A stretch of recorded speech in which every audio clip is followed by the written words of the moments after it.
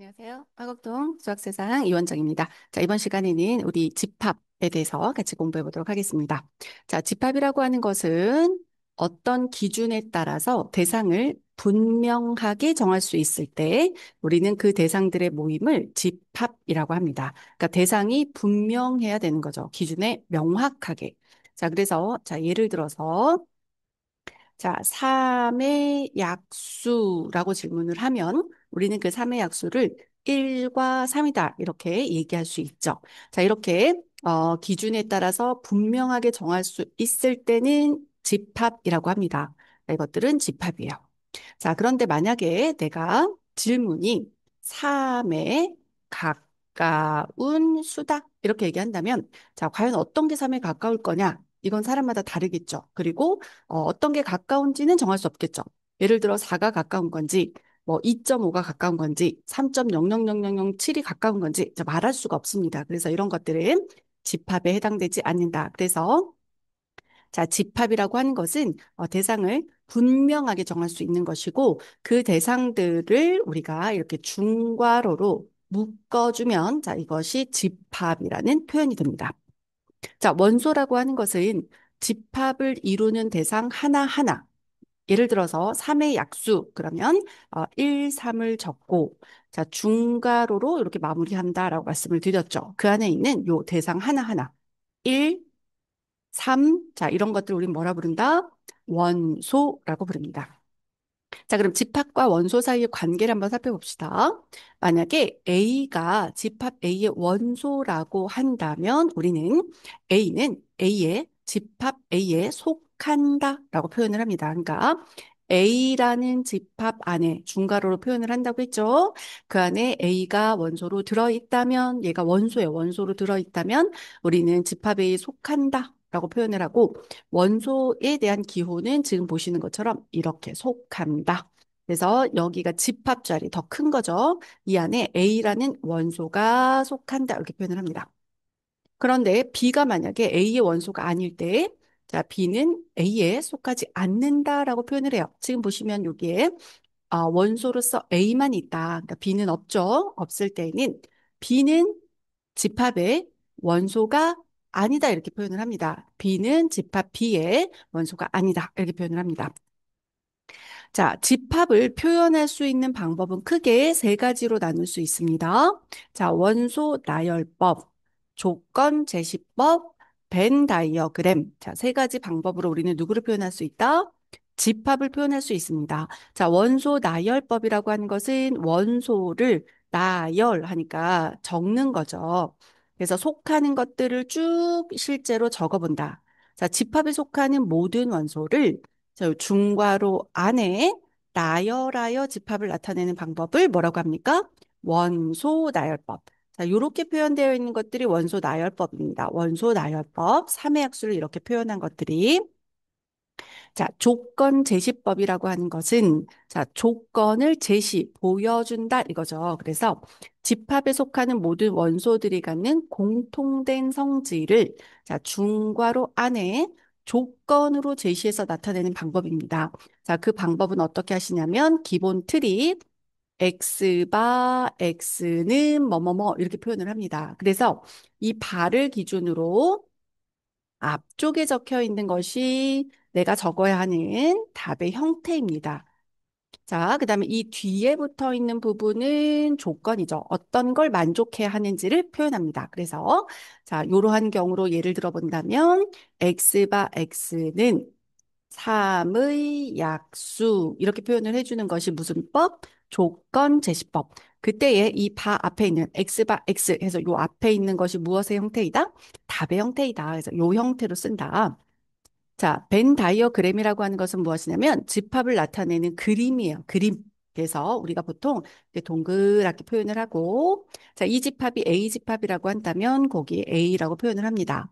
지금 원소가 3의 약수라고 한다면 1과 3이 있겠죠? 그래서 1, 3을 이렇게 적어주면 그게 벤 다이어그램입니다. 자, 벤 다이어그램을 그릴 때 여기 컴마를 찍지 않습니다. 그래서 그거 주의하시기 바랍니다. 그래서 집합의 표현 방법 크게 세 가지라면 무엇이 있다? 원소 나열법, 조건 제시법, 벤 다이어그램. 조건 제시법에서는 X바 X가 기본 틀이고 요 앞에 있는 게 무엇의 형태이다? 답의 형태이다. 라는 걸 기억하시면 됩니다. 자, 그 다음에 집합 원소에 따라서 개수가 어떻게 분류되는지 한번 보도록 하겠습니다. 자, 원소 개수가 몇 개이냐에 따른 분류, 개수에 따른 분류이기 때문에 유한한지, 무한한지, 공집합 없는지 이렇게 구분을 하시면 돼요. 그래서 유한집합이라고 하는 것은 자, 원소가 유한계인 거죠. 몇 개인지 셀 수 있는 것. 자, 이전에 예를 들었던 것처럼 3의 약수, 그러면 3의 약수인 집합은 누가 있습니까? 1과 3 이렇게 개수가 몇 개인지 잴 수 있는 것. 자, 그것이 유한집합. 자, 무한집합이라고 하는 것은 원소가 무한, 셀 수 없는 것. 예를 들어 본다면, A가 있습니다. 근데 X는 3의 배수라고 해볼까요? 자, 3의 양의 배수 한번 해볼게요.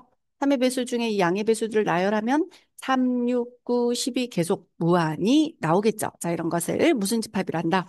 무한집합이라고 합니다. 자, 공집합이라고 하는 것은 없다란 얘기예요. 없다. 원소가 없다. 그래서 유한집합 중에서 원소가 하나도 없는 집합을 공집합이라고 하고 기호로 이렇게 0 쓰시고 이렇게 그어주시면 되죠. 공집합이라고 합니다. 예를 들어 볼까요? 예를 들어서 X가 X가 1보다 작은 만약에 자연수다라고 해볼까요? 여러분 1보다 작은 요 뒤쪽이 조건이고 요게 답의 형태죠. 근데 1보다 작은 자연수는 없어. 가장 작은 자연수가 1이니까 없어. 그거를 이렇게 안에 아무것도 안 쓰기도 하고 또는 어떻게 표현하냐면 자 이렇게 표현을 하기도 합니다. 그래서 이것은 공집합이죠. 원소의 개수가 하나도 없어요. 자, 어쨌든 하나도 없다는 것은 개수가 0개라는 걸 셀 수 있죠. 그래서 이러한 공집합도 무슨 집합에 포함된다? 유한집합 안에 포함되는 거예요. 유한집합 안에 공집합이 들어가는 거지. 그 다음에 원소의 개수를 세는 방법은 우리가 기호로 NA 이렇게 표현을 합니다. A집합의 원소 개수 이렇게 되죠. 그럼 만약에 요 경우에는 그러면 NA가 어떻게 될 거냐? A집합의 원소는 1과 3 두 개이다. 2 이렇게 하시는 거죠. 그럼 이런 공집합은 어떻게 표현을 하냐면 원소의 개수가 없죠. 그래서 그런 집합은 원소의 개수가 0개야. 이렇게 표현을 하시면 됩니다. 그래서 요게 개수를 표현하는 방법. 자, 부분 집합이라고 하는 것은 집합의 부분이라는 거죠. 속하는 부분, 일부분. 그래서 집합 A, B에 대해서 A의 모든 원소가 B집합에 속합니다. 어떤 X가 A에 속했어. 그런데 그런 X는 B에 다 속해. 무조건. A에 속하는 원소면 B에 무조건 속해. 이거죠. 그럴 때 A를 B에 무엇이라고 한다? 부분집합이라고 합니다. 뭐라고 한다? 부분집합이라고 합니다. 예를 들어 볼까요? 우리 지금 예를 들고 있는 이 친구로 가봅시다. 자, A집합이 있습니다. 이 A집합은 원소가 1과 3입니다. 그럼 이것의 부분집합은 누가 있냐면, 자, 원소가 하나도 없는 공집합. 여기 포함됩니다. 공집합. 그리고 원소 한 개짜리 1. 이 부분이죠. 그 다음 원소 한 개짜리 3. 그 다음 최대 원소 두 개짜리까지 존재할 수 있겠죠? 1, 3. 그래서 요렇게 네 개를 이 A집합의 무엇이라고 한다? 부분집합이라고 합니다. 여기 부분집합에 보시면 지금 A집합의 부분집합에서 나와 똑같은 게 들어가죠? 나와 똑같은 게 들어간다. 그래서 지금 부분집합 성질에서 보시면 나는 나의 부분집합입니다. 이게 무슨 뜻이다? 나는 나의 부분집합. 그래서 A집합의 부분집합을 구하면 나와 똑같은 것이 반드시 들어갑니다.